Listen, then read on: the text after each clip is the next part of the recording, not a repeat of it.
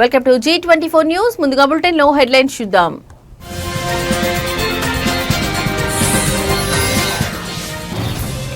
వివేక హత్య కేసులో కీలక పరిణామం. తదుపరి దర్యాప్తుకు మేం రెడీ అన్న సిబిఐ.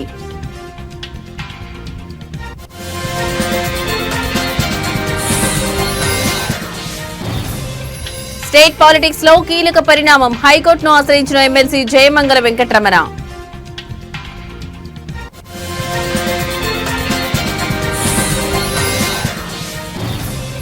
నదిలో కొట్టుకుపోయిన ట్రాక్టర్ 10 మంది గల్లంతు.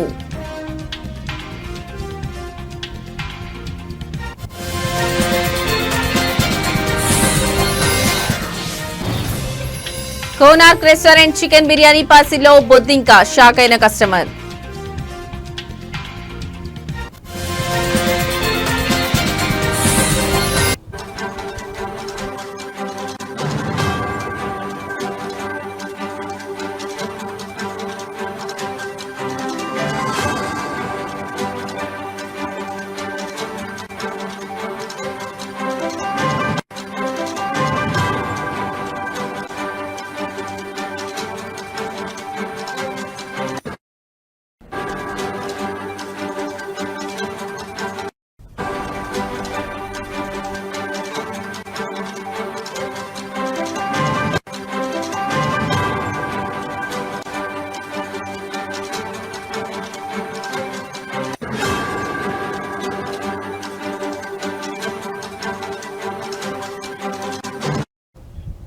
రైట్, ఇక బ్రేకింగ్ న్యూస్ చూస్తున్నా. మాజీ మంత్రి వైఎస్ వివేకానందరెడ్డి హత్య కేసు దర్యాప్తులో కీలక పరిణామం చోటు చేసుకుంది.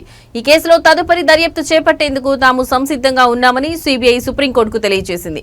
పిటిషనర్లు కోరుతున్నట్లుగా విచారణను ముందుకు తీసుకెళ్లడానికి తమకు ఎలాంటి అభ్యంతరం లేదని, అయితే దీనిపై న్యాయస్థానం నుంచి స్పష్టమైన ఆదేశాలు రావాల్సి ఉందని సిబిఐ పేర్కొంది. ఈ కేసుకు సంబంధించిన విచారణ సర్వోన్నత న్యాయస్థానం ముందుకు ఉంచింది. సిబిఐ తరఫున అదనపు సొలిసిటర్ జనరల్ ఎస్వి రాజు వాదనలు వినిపించారు. ఈ కేసులో దర్యాప్తును మరింత కొనసాగించాలని పిటిషనర్ల తరఫున సీనియర్ న్యాయవాది సిద్ధార్థ లూత్రా కోరారు. దీనిపై స్పందించిన సిబిఐ కోర్టు ఆదేశాలు జారీ చేస్తూ తాము విచారణ కొనసాగింపునకు సిద్ధంగా ఉన్నామని స్పష్టం చేసింది.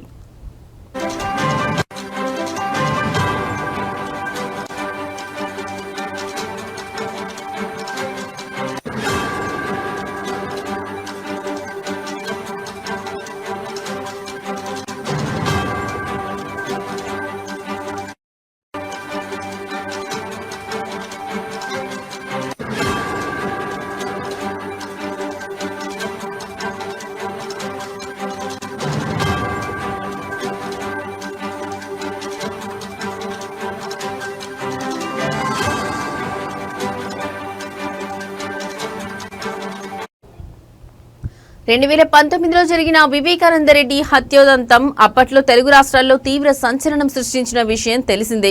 ఈ కేసు దర్యాప్తులో జాప్యం జరుగుతోందని, పూర్తి స్థాయిలో న్యాయం జరగలేదని పిటిషనర్లు ఆరోపిస్తున్నారు. ఈ నేపథ్యంలోనే వారు సుప్రీంకోర్టును ఆశ్రయించారు. సిబిఐ తన సన్నద్ధతను స్పష్టం చేయడంతో ఇప్పుడు అందరి దృష్టి సుప్రీంకోర్టు తీర్పుపైనే నిలిచింది. దర్యాప్తు కొనసాగింపునకు న్యాయస్థానం గ్రీన్ సిగ్నల్ ఇస్తుందా లేదా అనే విషయంపై సర్వత్రా ఉత్కంఠ నెలకొంది.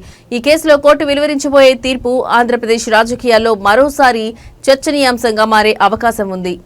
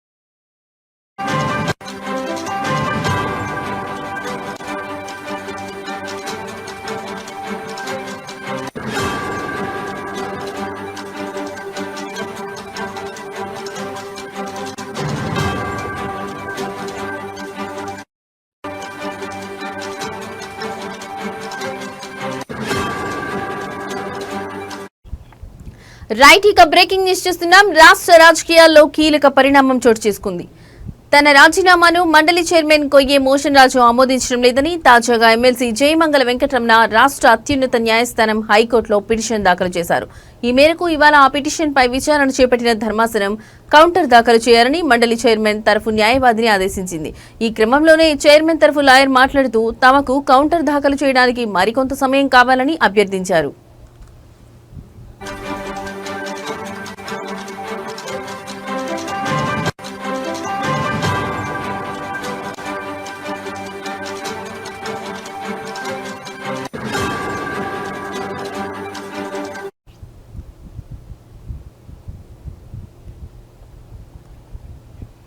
కాగా వైసీపీ తరఫున ఎమ్మెల్సీగా ఎన్నికైన జయమంగళ వెంకటరమణ గతేడాది నవంబర్ 23న ఎమ్మెల్సీ పదవికి రాజీనామా చేస్తూ శాసనమండలి చైర్మన్ మోషన్ రాజుకు లేఖను అందజేశారు.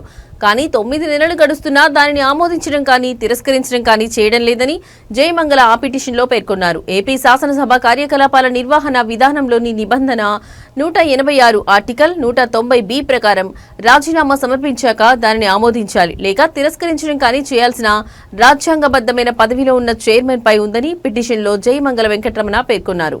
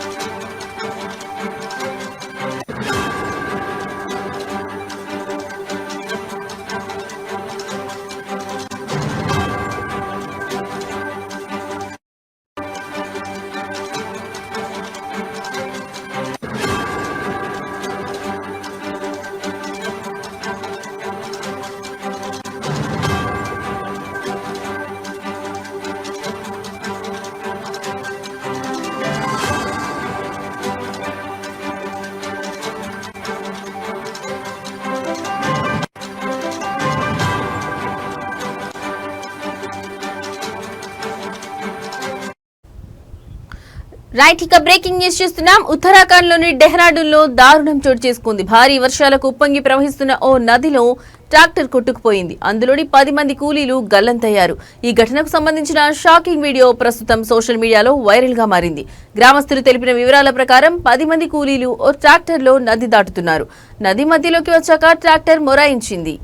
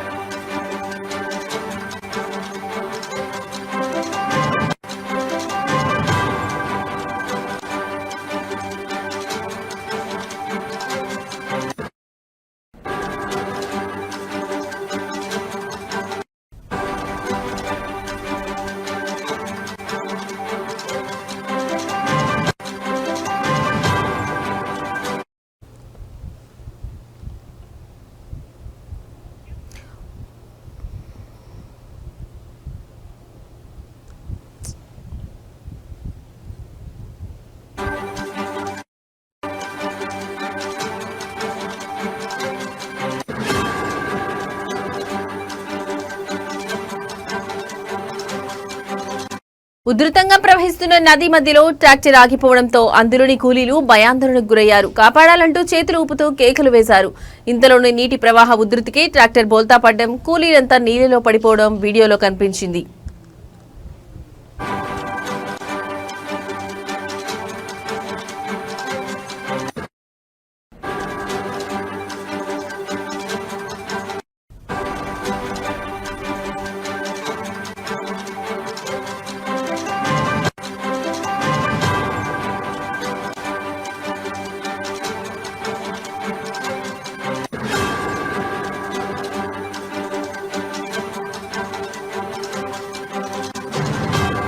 దీంతో ఒడ్డున ఉన్న గ్రామస్తులు నిస్సహాయంగా చూస్తుండిపోయారు. కూలీల కుటుంబ సభ్యులు రోధిస్తూ నది ఒడ్డున పరుగులు తీశారు. తమ వారిని కాపాడుకునేందుకు ఆరాటపడ్డారు. అయితే నదిలో నీటి ప్రవాహం ఉధృతమవడంతో క్షణాల వ్యవధిలోనే వారు గల్లంతు కావడంతో ఏమీ చేయలేకపోయారు. నదిలో గల్లంతైన 10 మంది కూలీలు చనిపోయి ఉంటారని గ్రామస్తులు భావిస్తున్నారు.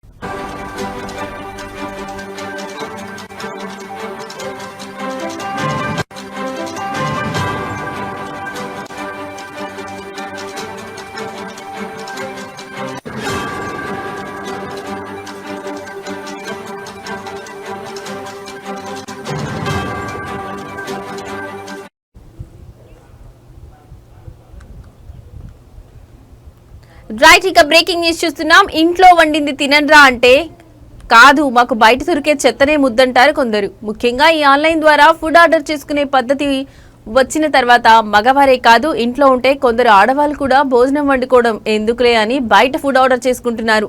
ఇలాగే ఒక వ్యక్తి ఫుడ్ ఆర్డర్ చేసుకోగా అందులో బొద్దింక దర్శనమిచ్చింది.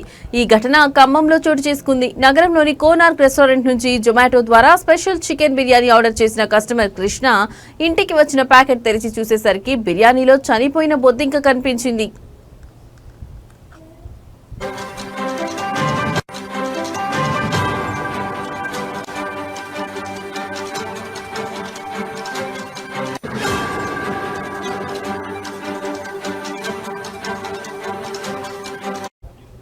కృష్ణ తెలిపిన వివరాల ప్రకారం రాత్రి భోజనానికి జొమాటో యాప్ ఉపయోగించి కోనార్క్ రెస్టారెంట్ లో స్పెషల్ చికెన్ బిర్యానీ ఆర్డర్ చేశాడు. 20 నిమిషాల్లో డెలివరీ బాయ్ పార్సల్ అందజేశాడు. ఇక కుమ్మేద్దామని ఆనందంగా తెరిచిన కృష్ణకు బిర్యానీలో చనిపోయిన బొద్దింక కనిపించింది. షాక్ అయిన అతడు వెంటనే రెస్టారెంట్ యాజమాన్యాన్ని కాల్ చేసి ప్రశ్నించాడు. అయితే వారు నిర్లక్ష్యంగా సమాధానం ఇచ్చి రీఫండ్ ఇస్తామని చెప్పారని కృష్ణ ఆరోపించాడు. ఈ సమాధానం అతనికి సంతృప్తి కలిగనివ్వలేదు. ఈ ఘటన ఆహార నాణ్యత, హైజీన్ పై ప్రశ్నలు లేవనెత్తింది. ఖమ్మం పట్టణంలోని కోనార్క్ రెస్టారెంట్ వైభవిన్ హోటల్ మధ్య ఆర్డర్ మిక్సప్ జరిగినట్లు అనుమానం వ్యక్తమవుతుంది. కృష్ణ ఈ విషయం సోషల్ మీడియాలో పోస్ట్ చేసి ఫుడ్ సేఫ్టీ అధికారుల దృష్టికి ఆకర్షించాలని కోరాడు.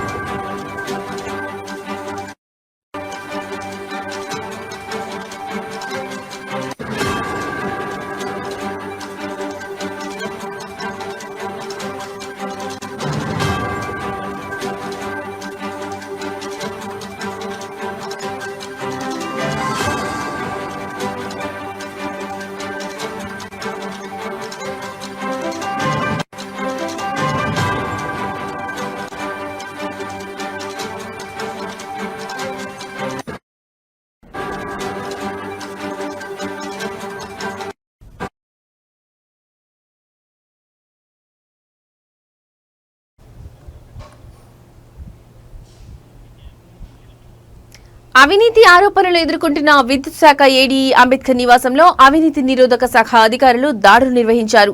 ఈ దాడుల్లో ఆయన ఇంటి నుంచి సుమారు 2 కోట్ల నగదును ఏసీబీ అధికారులు స్వాధీనం చేసుకున్నారు. ఈ సోదాల కోసం ఏసీబీ దాదాపు 15 బృందాలను ఏర్పాటు చేసింది. ఈ బృందాలు హైదరాబాద్ తో పాటు పలు ఇతర ప్రాంతాల్లో కూడా సోదాలు నిర్వహిస్తున్నాయి. ఏసీబీ అధికారులు అంచనా ప్రకారం ఈ దాడుల్లో ఇంకా కోట్ల రూపాయల విలువైన అసామాన్య ఆస్తులు బయటపడే అవకాశం ఉందని అనుమానం వ్యక్తం చేశారు. ఈ దాడుల ద్వారా అవినీతికి పాల్పడిన అధికారులు చట్టపరంగా శిక్షార్హులని స్పష్టమవుతుంది.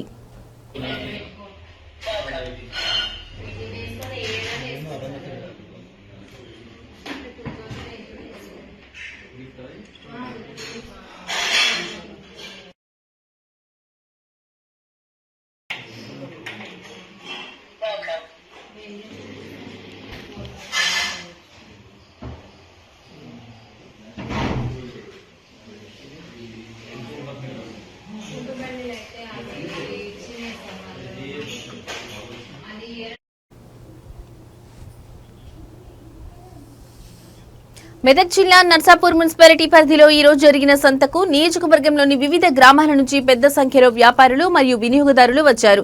అయితే వారు వ్యాపారం ప్రారంభించే సమయంలో హఠాత్తుగా వర్షం దంచికొట్టడంతో వ్యాపారస్తులు ఆందోళన వ్యక్తం చేశారు. వాన కారణంగా తమ సరుకులు తడిచిపోతాయని, వ్యాపారం జరగదని వ్యాపారులు ఆవేదన వ్యక్తం చేశారు. సంతకు వచ్చిన వినియోగదారులు కూడా వర్షం వల్ల ఇబ్బందులు పడ్డారు. ఈ అకాల వర్షం కారణంగా వ్యాపారులకు ఆర్థికంగా నష్టం వాటిల్లింది. సంతలో వ్యాపారం కోసం వచ్చిన పేద వ్యాపారులకు ఈ వర్షం తీవ్ర నిరాశను కలిగించింది.